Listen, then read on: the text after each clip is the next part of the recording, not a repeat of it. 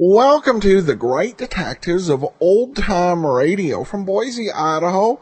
This is your host, Adam Graham. If you have a comment, email it to me, box13@greatdetectives.net. Follow us on Twitter at Radio Detectives and become one of our friends on Facebook, facebook.com/Radio Detectives. Before we do get started, I want to encourage you as you're making your travel plans, remember this simple name, JohnnyDollarAir.com. JohnnyDollarAir.com is a Priceline affiliate. And so you get all the advantages of booking through Priceline. You're able to name your own price on hotels, rental cars, or airline tickets, plus choose from several published specials, just like searching on any other site.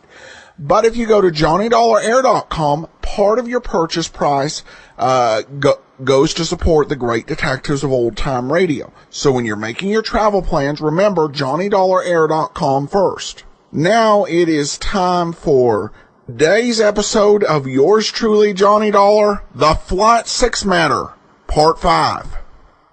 From Hollywood, it's time now for... Johnny Dollar. Here is your call to Mexico City, senor. Oh, thanks. Hello? Macklin, Department of Civil Air Transport. Hi, Mac. Dollar, what have you learned in Acapulco? Not very much, I'm afraid. But you said you were following the girl down there, Marvel Terrence. Yeah, and a few others who might have had a hand in the explosion aboard Flight 6. Beneficiaries of the insured on that flight. What others? Ramon de Lagos, whose wife died in the crash. Don Serrano, her brother. Bill Blakely, whose business partners were aboard. Well, have you and Gino learned anything from them? From the girl? Not yet. But you said she might know who caused that explosion aboard the plane. Right, and she promised to talk. Well? Your little helper, Gino, and I just pulled her body out of the surf down below the hotel here. Johnny? Murder? Yeah.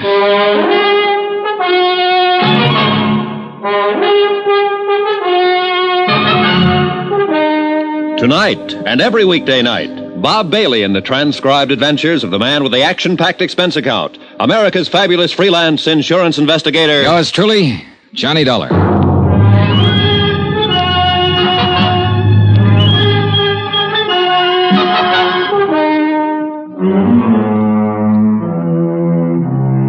From Special Investigator Johnny Dollar, location Acapulco, Mexico. To the Home Office Guaranteed Transport Insurance Company, Hartford, Connecticut. Assignment, the Flight 6 Matter. Expense account, final page. Item 12, $1.80 for the phone call to Mac Macklin in Mexico City. I had to get Mac out of bed to tell him what had happened. That Marvel Terrence had been murdered. That somebody had silenced the girl around whom the whole case had seemed to center, since Flight 6 had exploded in midair 3 nights before and carried the passengers and crew to their deaths. Mac was shocked and offered any additional help I might need. But he had no new information at his end, and it was obvious now that any answers would have to be found right here in Acapulco. As I hung up the phone, Gino Romero came rushing in from the hotel terrace. Senor Dollar. What is it, Gino? A prowler is out on the hotel grounds. The police cars go to block off the road at the bottom of the slope. Good, come on. The stairs are over this way, senor. Right with you.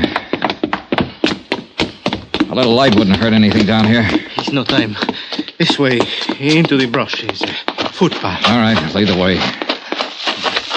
Over there is only 100 feet to the cliff. The other side is the road for the hotel. Here is the only place anybody can go. It's down this slope. Yeah, but there are plenty of places to hide. Si, senor, but it's a matter... Oh, wait. Huh?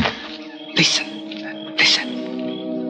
We could hear someone moving through the jungle growth a few yards away, moving swiftly but cautiously. Then a sudden silence. Whoever it was had also stopped and was listening for Gino and me. We waited for the fugitive to move again, straining our ears, trying to tag the location. Seconds passed. Then a slight rustle ahead of us. Gino nudged me and we slipped quietly toward the sound.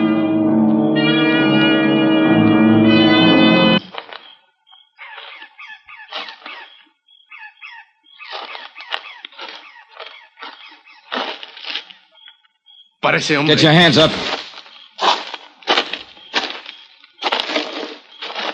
Well. Buenas noches, Senor Dollar.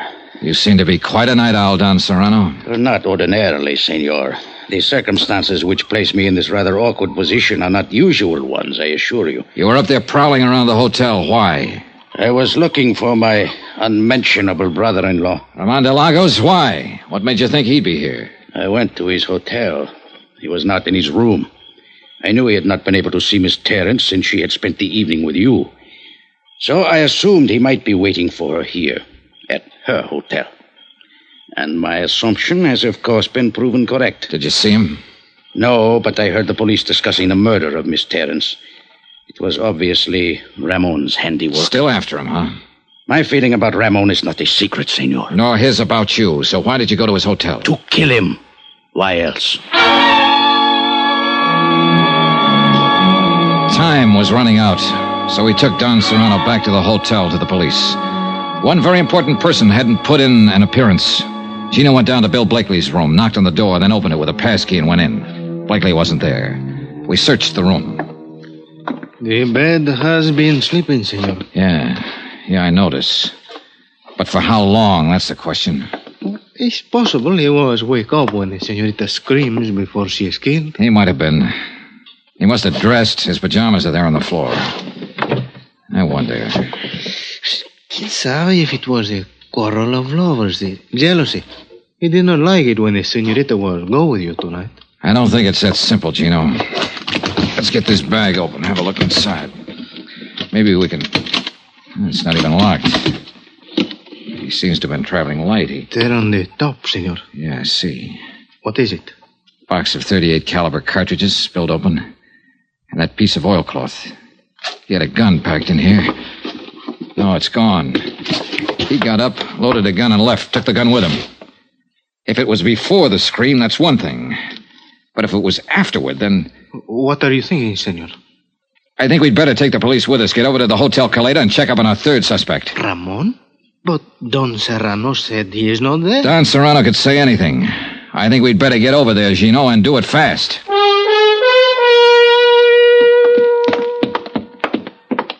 The clerk said room 34. That's the second door down. See. Let's go.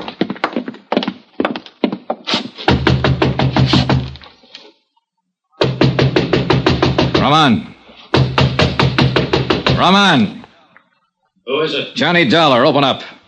Watch yourself, Gino. See. Come on in, Dollar. You're Blakely. Yeah, better hand over the gun, Blakely. You won't get a chance to use it now. The police are out in the lobby. Okay. All right, thanks. Ramon didn't show up, huh? I wish he had. That's all I was asking, just one clear shot at him. Are you sure he's the one who killed her? Sure enough. Did you see him? No, but he's the one. She was scared of him, Dollar. She told me earlier in the afternoon, before you got down here to Acapulco. Told you what? She said Ramon had followed her here from Mexico City, that he'd been acting strange. She said she was glad I was staying at the same hotel, that she didn't want to see him or talk to him. Yeah, it figures all right. It checks with what she said to me last night. If she'd only given me a little more to go on. She was a real great kid, Dollar. The greatest as far as I was concerned. Yeah. As soon as I realized what had happened, I loaded my gun and came here to wait for him. I figured he'd try to get back to his room. But he didn't show. It's too bad. She was a real great kid. And I'd have died for her if she asked me to. I loved her. She was the... Mira, ahí está. There he is. Come on, Gino. Si, senor. Ramon had been spotted. He started and entered the hotel, saw the police, turned and ran. He was armed with a pistol. He'd fired a shot at one of the police officers and then jumped over the balustrade and disappeared into the dark curve of Caleta Beach. The police cars quickly threw a cordon along the bayfront street and blocked off both ends of the stretch of shoreline. For the moment, Ramon was trapped somewhere on that beach. He'd tipped his hand now, and he was desperate and dangerous, and he had a gun. Gino and I went out on the beach after him. There's many places to hide here. Not for long. They'll have some more police here within a few minutes. Come on. It may be better we wait, senor. I do not think Ramon is planned to be taken alive. I can still see that girl, Gino, lying at the foot of the cliff. Si, senor. I remember. I spirit. What is it? There by the water is... No, I am wrong, senor. It's only a boat pulled up on the sand. Yeah, it's a paddle boat. Well, I think it's better maybe we separate, senor. I look in the pavilion, the cabañas. You stay close by the water. In this way, we'll have him between us. good idea, Gino. But you've got the rough end of it. Take care of yourself. Si, senor. Well,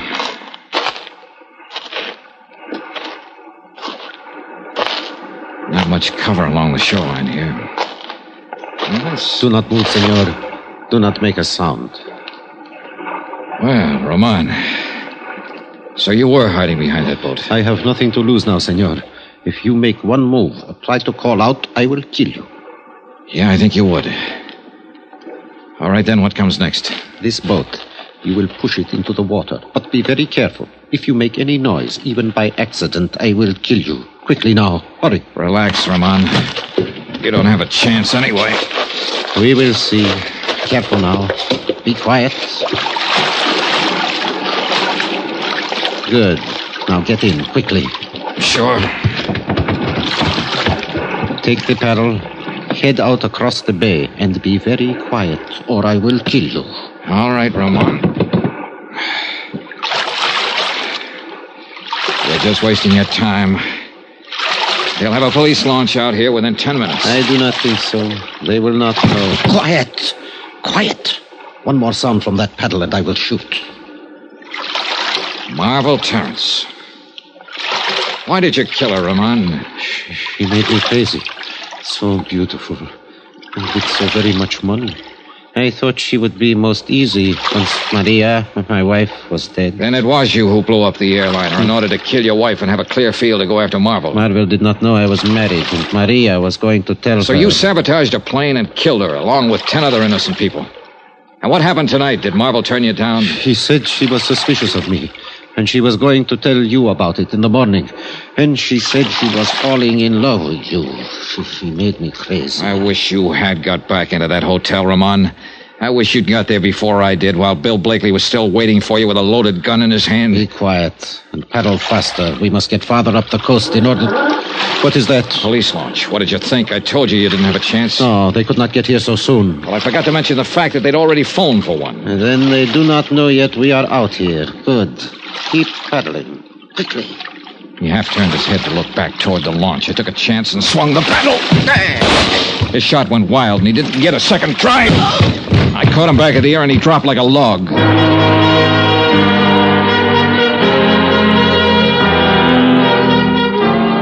The police located our boat a few minutes later and hauled him over the gunwale and into the launch. And that should have been the end of it. But none of us realized Ramon's insane desperation. He'd only been pretending unconsciousness. On board the launch, he snatched a gun from one of the officers and tried to take over the boat. He didn't have a chance.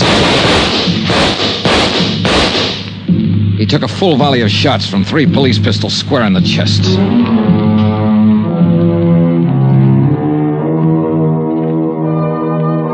Expense account item 13, $312.20. Hotel and incidentals in Acapulco and Mexico City and plane fare back to the States. Expense account total, $608.10. End of expense account, end of report. Remarks? I'll never see another sunset now without thinking of her somewhere out beyond it. I hope she doesn't feel alone anymore. Yours truly, Johnny Dollar.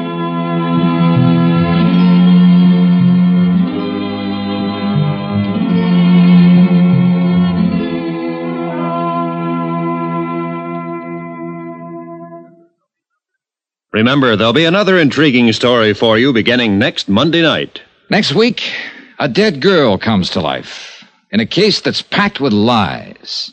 Yet every one of them comes true. Join us, won't you? Yours truly, Johnny Dollar.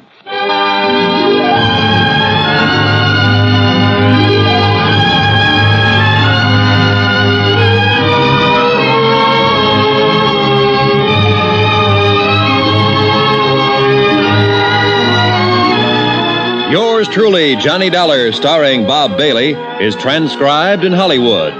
Written by Les Crutchfield, it is produced and directed by Jack Johnstone. Heard in this week's cast were Virginia Gregg, Ben Wright, Edgar Barrier, Don Diamond, Russ Thorson, and Jack Moyles.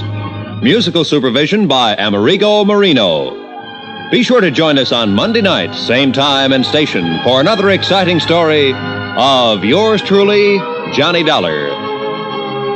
This is Roy Rowan speaking.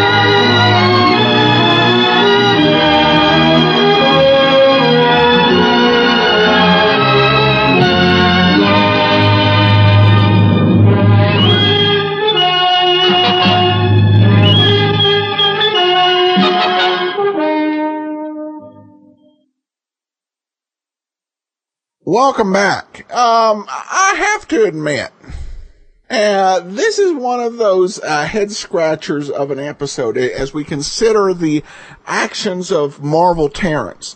Marvel makes a conclusion that a man is most likely the person behind the killing of 10 people.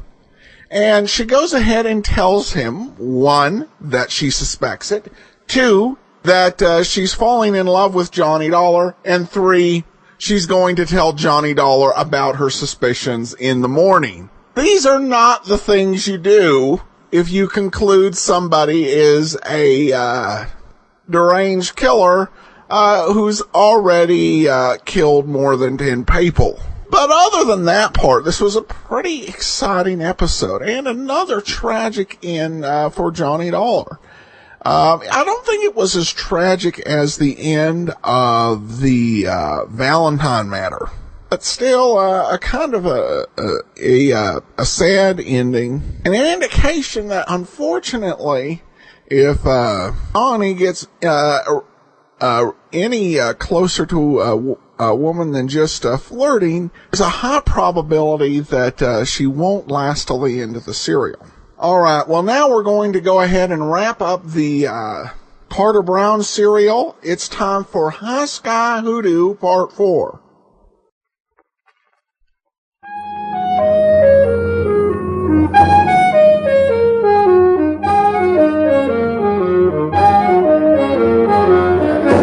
Carter Brown Mysteries.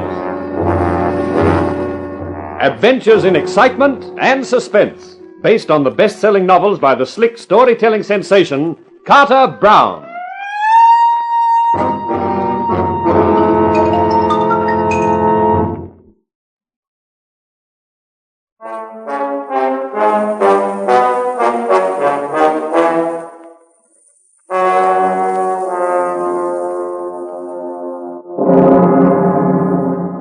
I just sat there in Jim Berg's office and stared from his face to the gun held steadily as a rock in his hand. Somehow it took a long time to sink in.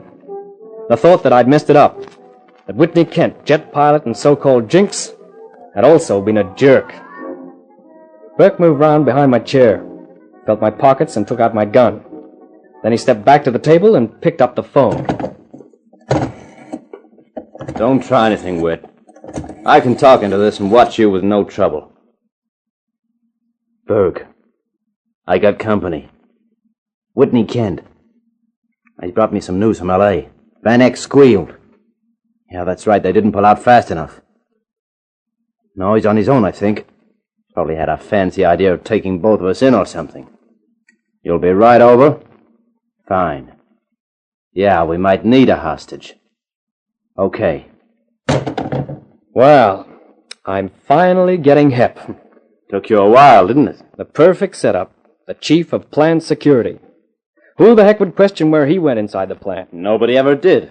You could get right next to an engineer and he wouldn't even notice you. You could sabotage the planes. You could split my parachute. Of course. You see, being an ex-FBI man is the best thing a guy can be. Nobody doubts that he's honest. Nobody wonders if somebody comes along and offers him 50 grand whether he'll stay honest. They don't even imagine anybody offering him the dough. And that's where the boss was smart, picking me for the job. He must have picked you long before he joined the firm as a director. From the time when I ditched the first F-92K. That's right, he did. He's been planning this a long time. That sounds like him now. But keep nice and still, Whitney. Oh, Jim, Kent. Don't tell me you're surprised to see me, Mr. Moore. What's going on? What's the gun for, Berg? This! Don't move, Whitney. What's the idea of knocking your boss cold? Him? My boss? You got it cockeyed, Whitney. This is my boss coming now. Well, Jim, everything under control? Hallmeyer! What's that fool Moore doing in here? I didn't wait to ask. He just came in at the wrong time. So, you were going to take us in, Whitney, all on your own. I thought it was Moore. I never dreamed it was you. I'd have been very surprised if you had. Jim, I presume the police are watching the plan. I guess so. They've been around all afternoon. Pity we don't have an F-92K. We could have had our young hero fly us out. Berg, you hit me. And I'll do it again if you step out of line. Has everyone gone raving mad round here? No, Mr. Moore. Let me introduce you to our sabotage chiefs. Owen and Berg. That's right. I think you'd better keep quiet now, both of you. It's a good thing you called me right away, Jim. Gives us plenty of time. For what? For getting out of here. They'll be watching the plant. They'll have roadblocks, probably. We don't have a hope of getting out of here unless we make ourselves invisible. That may not be impossible. Can I ask you one question? Sure. It's a one-word question. Why? I guess you're entitled to the answer. Do you know who owns the Ace Aero Corporation, Whitney? The stockholders, I guess. You know who the stockholders are? No idea. Me. You? Through certain dummies, of course. But I made an error of judgment. I thought Ace Aero was the firm to buy. It had a brilliant top executive, Milton Moore. Thank you. But it lacked a designer like Gene Latimer. I had everything but the right plane to build. Kent Aircraft had the right plane, but I knew your father needed capital to expand his production to meet his demand. So, I figured the whole thing out very carefully. If you bought into the company, nobody could possibly expect you to sabotage it. Exactly. And by persuading Moore, my own chief executive, to leave Ace Aero and come here too, and by arranging to lend him the money, it meant I had a 50% interest in Kent Aircraft. So nobody could think for a minute I was anything but genuine. Oh, Whitney, I assure you I had not the faintest idea of all this. I believe you. But of course, Hallmeyer, long before you bought in on us, you took the precaution of buying Jim Berg for yourself. Of course. I was determined that the F-92K wasn't going to make good. That meant sending Kent Aircraft bankrupt, so you could buy out at a nominal figure. Naturally. And then I'd have produced the F-92K without bugs. A neat little scheme. But it didn't work out, Hallmeyer. No.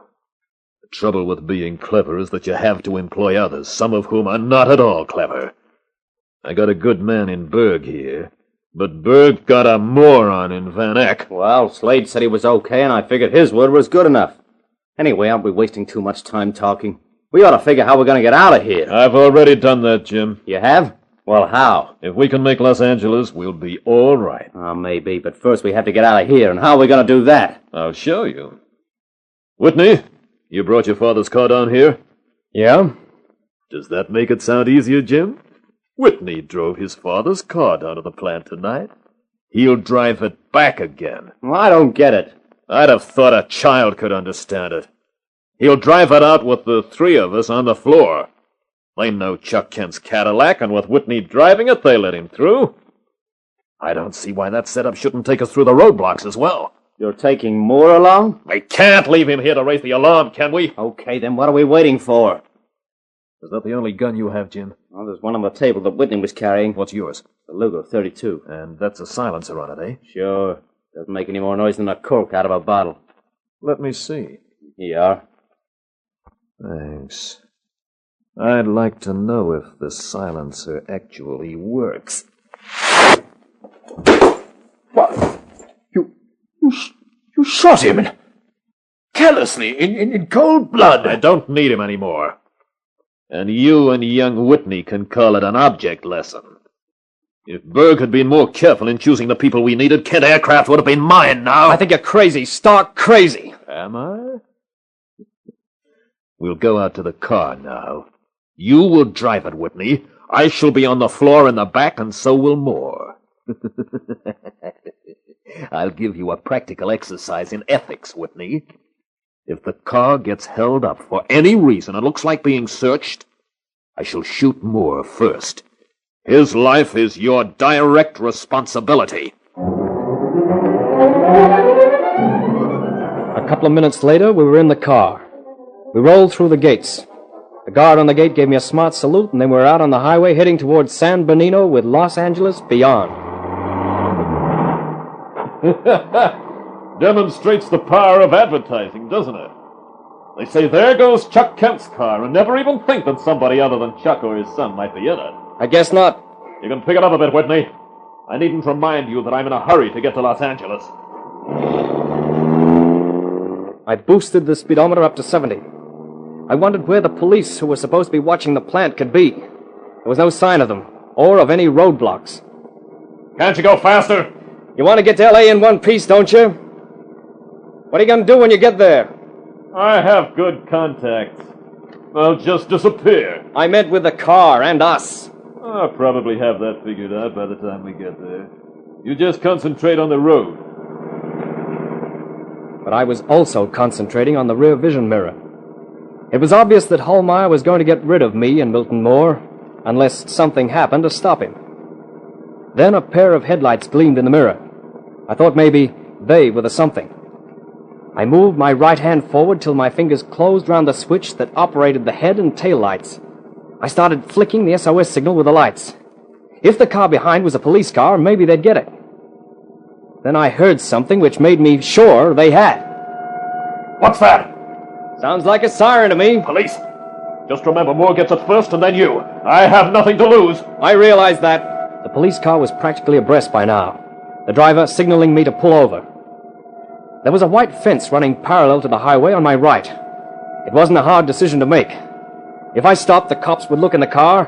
Hallmeyer would certainly shoot Moore and almost certainly still have time to shoot me. The alternative at least offered a sporting chance. I swung the wheel over hard.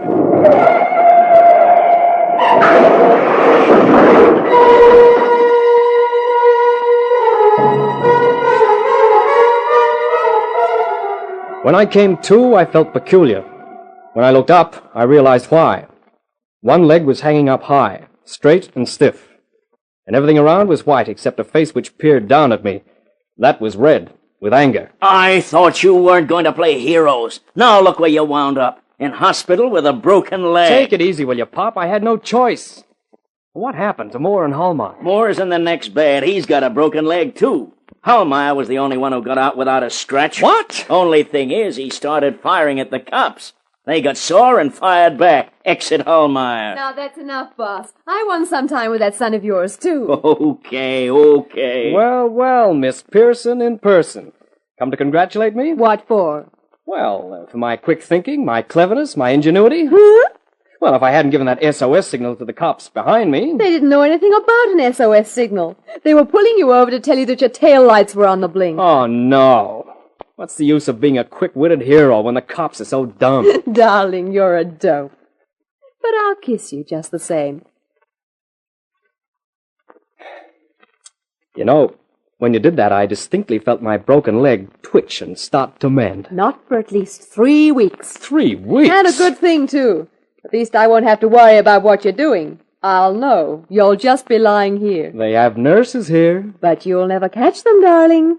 Not with one leg swung over your head. On the other hand, I'll have you where I want you. When I bring the preacher along. Preacher? I don't want any preacher. But I do, sweetheart. Then I can fix it so you'll always be where I want you. Permanently.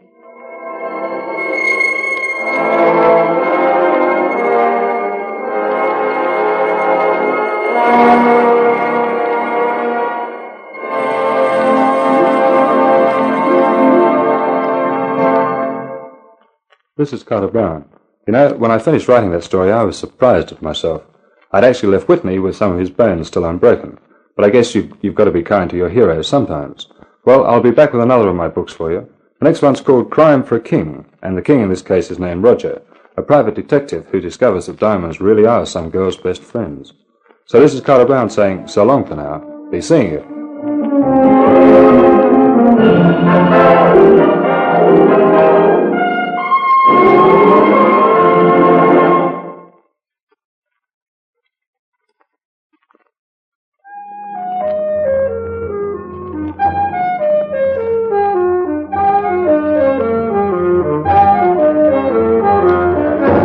In High Sky Hoodoo, you heard Pamela Page as Sue Pearson, while as Whitney Kent, you heard our star, Keith Buckley.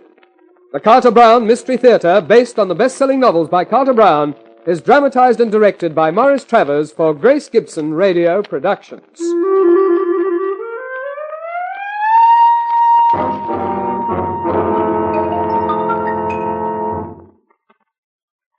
Welcome back. Well, in one way, I'm pleasantly surprised by this end. Sometimes the amateur sleuth just turns out to be incredibly lucky and garners, solves everything lickety-split.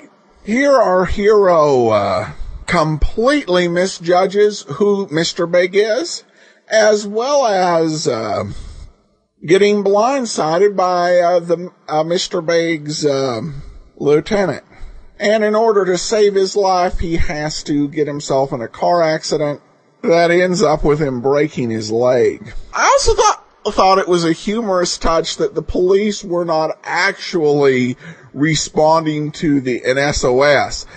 They were merely wanting to let him know that he had problems with his taillights. And of course, it brings up an interesting point, and that's the decline of Morse code. It is such a part of so many vintage programs and even some newer productions. Yet you have to wonder what the future is in Morse code. With the decline of the telegraph, probably less people know it now than any time in the last 100 years. Which is somewhat funny because, I watch a lot of science fiction films, and I remember in the 1990s they released Star Trek V, and in that film they portrayed the crew of the Enterprise being well acquainted with Morse code.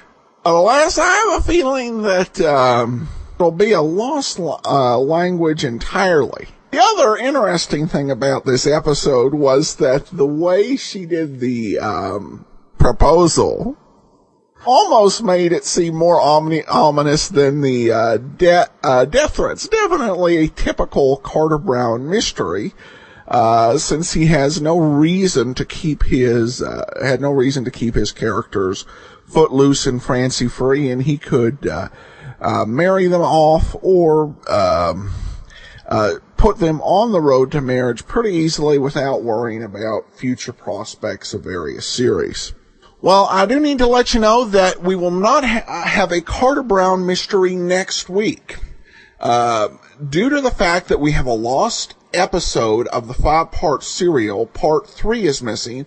Parts 1 and 2 will be played on Monday, and parts 4 and 5 will be played on Friday, for yours truly, Johnny Dollar. So we will return with the next Carter Brown mystery in 2 weeks.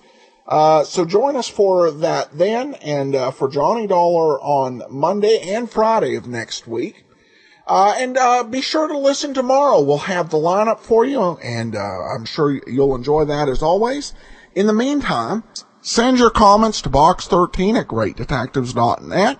Follow us on Twitter at Radio Detectives and become one of our friends on Facebook.